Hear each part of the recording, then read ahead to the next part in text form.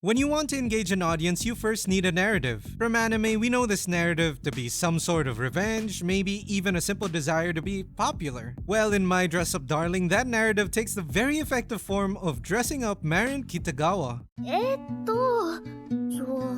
その服を作ったみたいな。いやだって全然違くないですか。狙ってもここまで下手にできませんよ。But what does that all entail? How can you bring an audience to care about and continue watching an anime that's all about putting cosplay on a gyaru? Do you focus on the careful art of clothes making? Do you shine the light on the pros and cons of actually going out in the heat fully clad in eccentric outfits? Well, I'm sure to you the answer has always been quite obvious, so let's stop the tease. While all that is essential to dive into, the most non-negotiable bit for this series to thrive is the ecchi. The absolutely steam-inducing moments of boobies swinging and skin glistening. But is that really what it's all about? What makes this anime any different? And was Marin Kitagawa considered Waifu of the Year solely for her sex appeal? Today, let's undress the situation and get to the bottom of what really makes ecchi tick. Let's take a look at the art of the ecchi. 集中しろ。集中しろ。集中しろ。 Who says beach episodes are needed? As you get started on the journey of My Dress Up Darling, you may be thinking to yourself, oh, this is pretty nice. A fated meeting between an awkward introvert and an otaku gyaru. Sure, she's pretty cute, but where's the ecchi? And then you start seeing the writing on the wall. Those boobies look a bit too well drawn. Marin, well, she undresses pretty darn quickly for a person she just met. You start realizing that she isn't just a fan of the usual anime and manga. Marin Kitagawa is a straight up degenerate. That's right, her favorite character she's been raving about was from an eroge all along. I guess you can just add that to the long list of reasons why she's best girl. And then the moment in episode 2 occurs. After having a human conversation about how they continue their discussion after the weekend, Marin tracks Gojo down to his house and barges right in. And that's when the insanity begins. Literal undressing. Okay, it's a swimsuit, I get it, but come on, this is totally no different from stripping down to her underwear. In a way, it's kinda sexier. But this isn't just a cheap gag. She stays in the swimsuit for more than half the episode's length. That isn't the only marker for its artistry either. While this is definitely a scene meant to get your eyes going wide, it's Marin's and even Gojo's professionalism throughout that enables the scene to stay grounded. While the titular character has become quite the eye candy, she still remains loyal to her own character, staying serious and excited for the prospect of cosplay. So even as she's jiggling her melons and showing off what makes women jealous and men swoon, the idea of clothes making is still in the backbone of the scene. It's less sexual and more a professional circumstance, helping us as an audience get into the shoes of Gojo, who's constantly having to bite his lip to get through the job. Gojo-kun.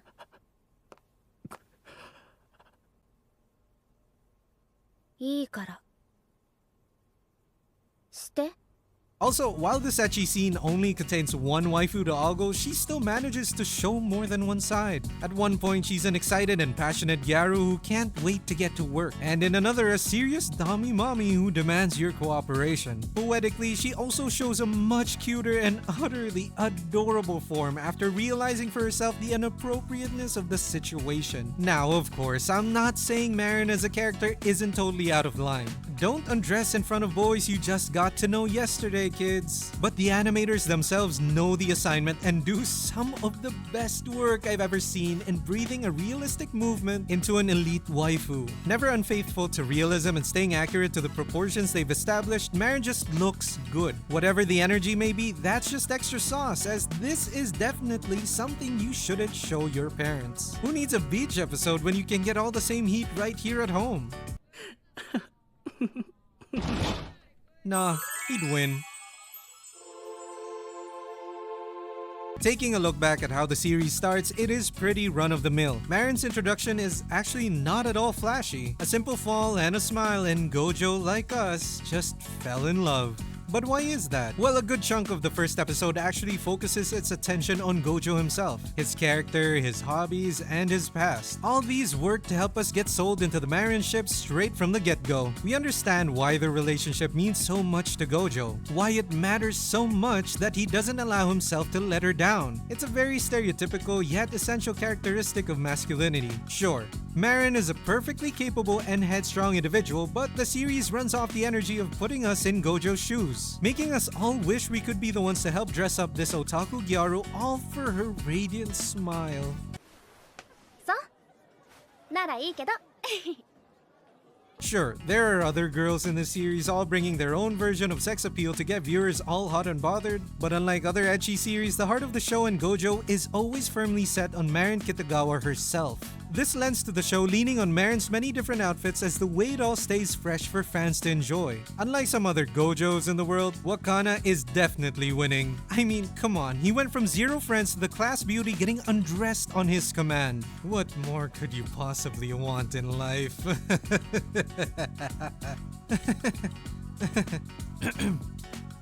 Before we move into second base though, do remember to like, share, and subscribe if you want to see more awesome content like this one. And make sure to join the comments too if you want in on some civil discussions on ecchi. The heart of making flushed faces.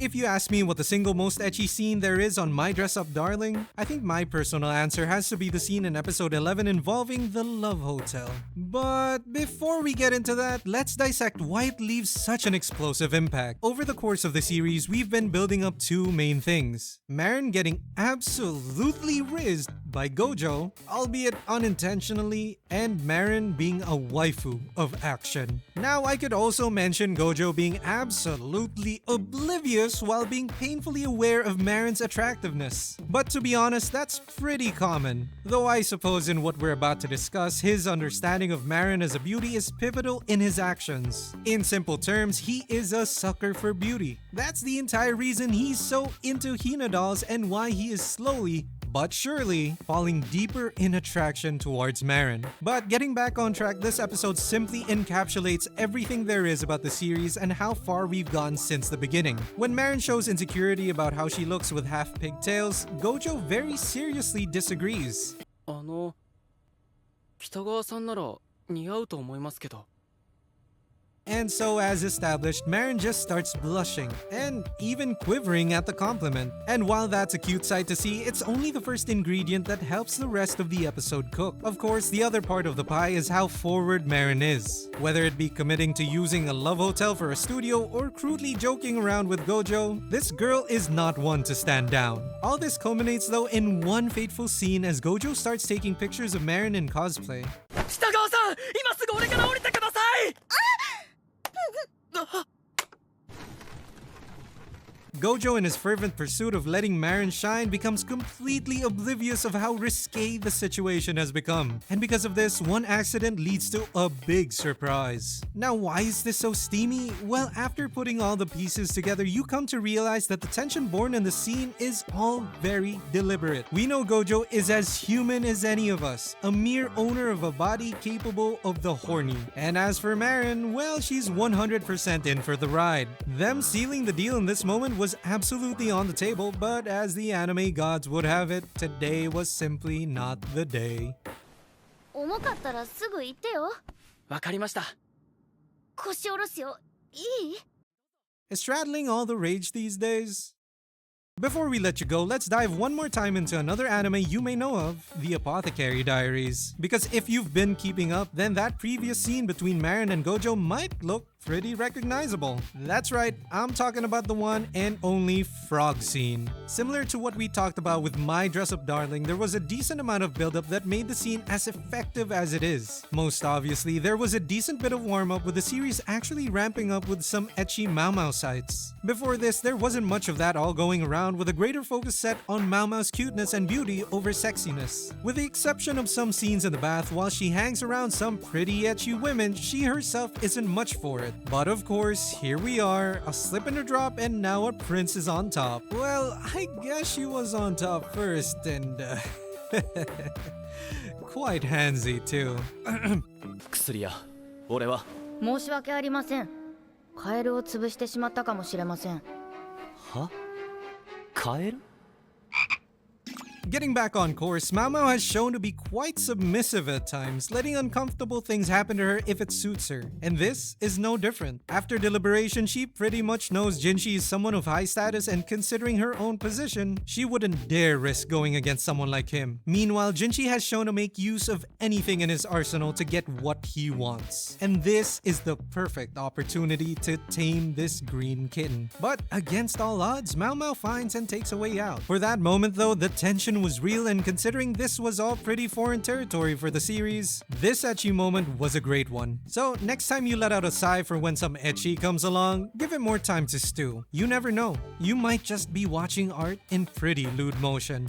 God, I wish I could dress up my own darling. But hey, if you want to help out with that, do consider leaving a super thanks on this video. But I guess that won't help with getting a darling. Either way, do remember to smash that like button and make sure to subscribe and share if you want to see more. Don't forget to comment down below what you thought of today's video. What did you think of My Dress Up Darling Season 1? Are you looking forward to the upcoming second season? We can't wait to hear it. As always, thanks for watching. We'll be seeing you again next time.